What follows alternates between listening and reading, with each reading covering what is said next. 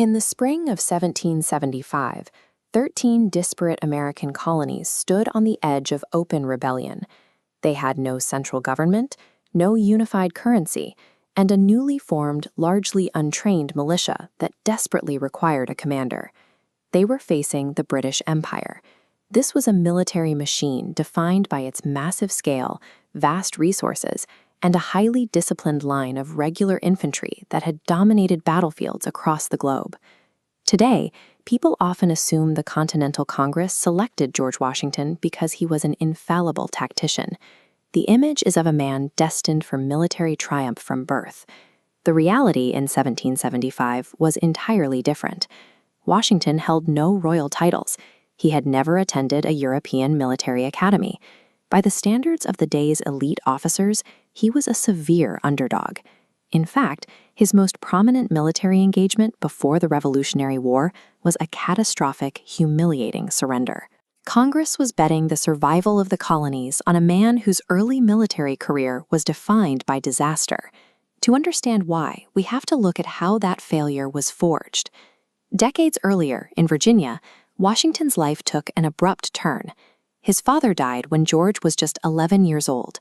That loss removed the financial backing necessary to send him across the Atlantic for the classical, aristocratic education enjoyed by his wealthier peers.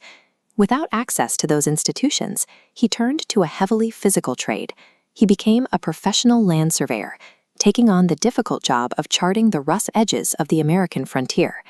This colonial map outlines the territories of Virginia and Maryland. To produce surveys here, Washington spent weeks navigating dense forests and crossing volatile rivers. Plotting expanding boundaries required exactness. The wilderness strain forced him to develop deep patience and meticulous observation. Out in those woods, theory meant very little. The daily demands of pure survival became the actual training ground for his approach to leadership. By 1754, that frontier was a powder keg. A 21-year-old Washington had joined the Virginia militia, just as geopolitical tensions between Britain and France ignited in the Ohio Valley. His very first command deteriorated into a bloody clash with French forces in the woods. This skirmish ignited the French and Indian War. Anticipating retaliation, Washington built Fort Necessity in a depression. Enemies quickly took the surrounding high ground, firing down into the flooded wooden palisades. The rain ruined his men's gunpowder. They were entirely outmaneuvered, heavily outnumbered, and physically exhausted. Surrender was his only remaining option. Word of the capitulation spread quickly. Politicians and military officials viewed it as a severe humiliation, the kind of absolute failure that traditionally terminates a military career permanently.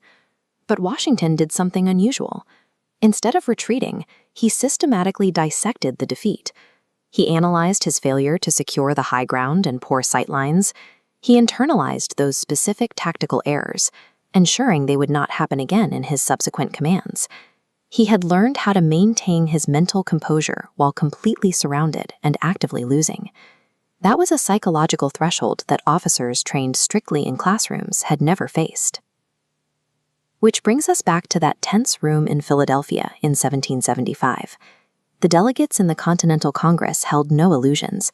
They knew their new army was going to be chronically underfunded, severely outgunned, and almost certain to lose a long string of early battles. They could not afford a commander who expected quick, clean victories, or one who would panic the moment a campaign collapsed. Washington possessed a highly documented record of absorbing disastrous defeats, adapting his methods, and keeping his remaining forces intact.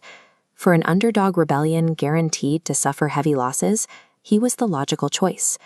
True historical impact rarely stems from a pristine record.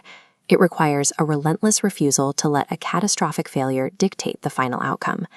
By accepting the commission, Washington took responsibility for a fractured, inexperienced militia marching directly into the path of the world's most powerful empire.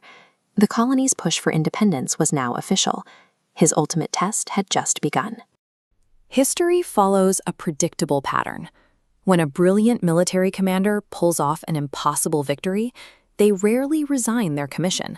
Most claim absolute power. In the winter of 1776, George Washington faced two distinct threats. His army was on the verge of annihilation by the British, while his own leadership role was being pushed toward the same absolute authority he was fighting to overthrow. The Continental Army was physically disintegrating. The troops were freezing and malnourished, lacking the most basic of supplies. Many marched through snow without shoes.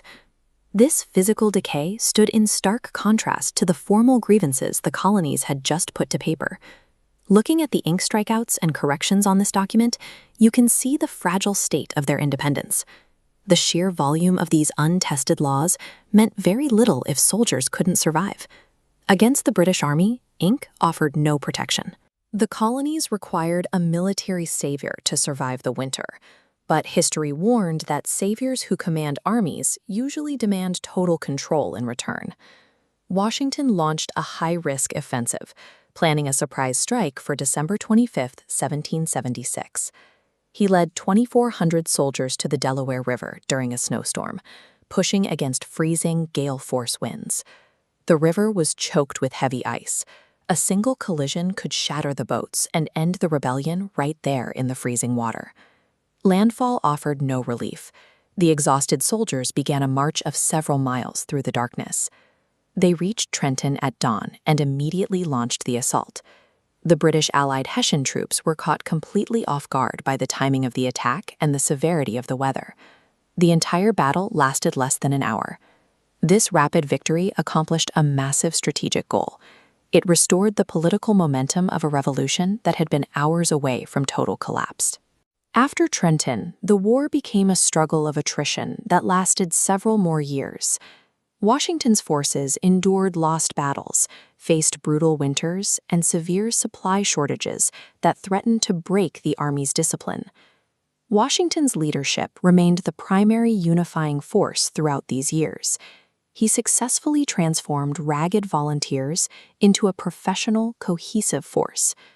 By 1781, the Army was ready. This map of the Yorktown Peninsula shows the geographic trap set for the British, pinned against the coastline. American and French forces moved inward from multiple directions, boxing in the British and cutting off all land escape routes. General Cornwallis surrendered. The Revolutionary War was effectively over, and the colonies had defeated the most powerful empire of the age. With the war won, Washington occupied a unique position. He was a celebrated hero in command of a battle-hardened army that answered only to him. This specific alignment of forces is the historical precursor to a dictatorship. The sudden absence of British rule created a massive political vacuum across the newly independent states.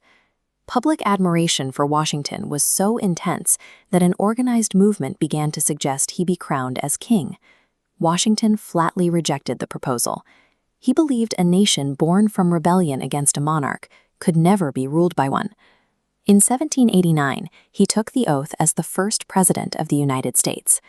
Since no previous executive branch existed, his daily decisions established the boundaries and traditions that would constrain every future president.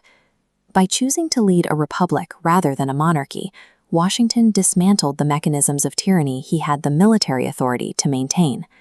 After serving 2 terms, Washington made his most significant political move. Although he could have remained in office for life, he voluntarily stepped down. This peaceful, voluntary transfer of power became the bedrock of American democracy and set a standard for representative governments worldwide. He passed away in 1799, leaving behind a government defined by its institutions rather than a single individual. Defeating the British Empire secured the territory, but the voluntary surrender of his own office secured the republic. Washington proved that the ultimate exercise of power is knowing when to let it go.